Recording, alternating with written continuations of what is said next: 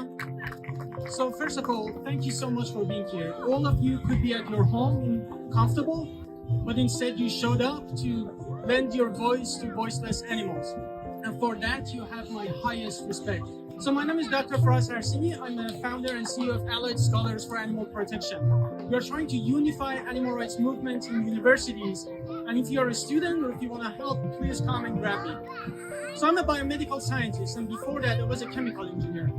Interestingly, every issue I ever worked on, whether it was antibiotic resistance, whether it was sustainability, whether it was cancer, cardiovascular diseases, it always comes down to one thing and one thing: animal consumption. Animal consumption. Animal consumption.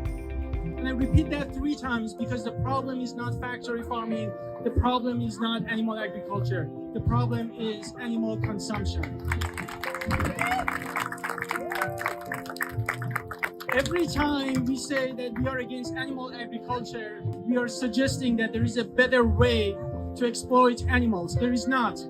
Right now, there is a flu going on in the US, bird flu. Go to CDC and you see it's not just factory farms, it's local farms.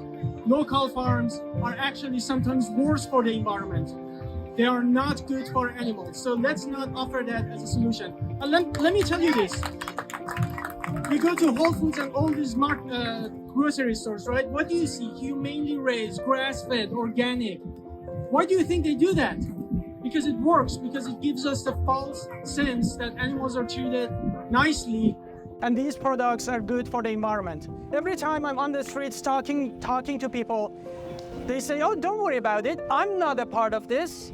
I buy grass-fed organic cage-free. So I have to fix that for them. So please don't buy into that. Guys, I went vegan 10 years ago because one of my friends came to me and held me accountable. She said, Faraz, you say you love animals and you eat them.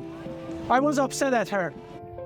But guess what? 3 months later, I changed. So I encourage you to not be worried about upsetting people, instead speaking the truth. Veganism is reducing unnecessary suffering as much as practical and possible.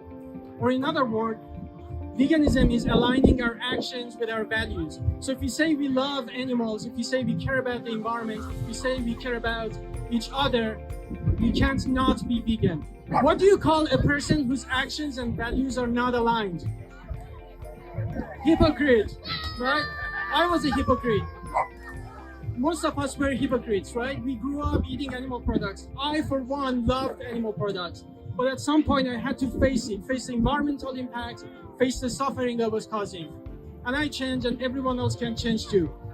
What I want to encourage you is to see animal consumption as a form of social justice issue. Every time we have a little animal products, we become more and more responsible for the next pandemics. We contribute to climate change, and most importantly, every time we can't resist that birthday cake that's not vegan and we eat it, we contribute to normalizing exploitation of animals. Last thing I want to say. Please speak up. Of course we are gonna offend people. Of course they want us to shut up. Because what we are talking about is uncomfortable. It's a sad truth.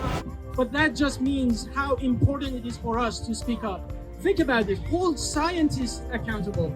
Neil deGrasse Tyson, right? Let this be online. This man ridicules veganism because plants have feelings, and that's a scientist. Hold scientists, hold other people accountable, and never shut up. Remember, whatever you do, don't be silent, because in the face of injustice, silence is not an option. Thank you so much for being here.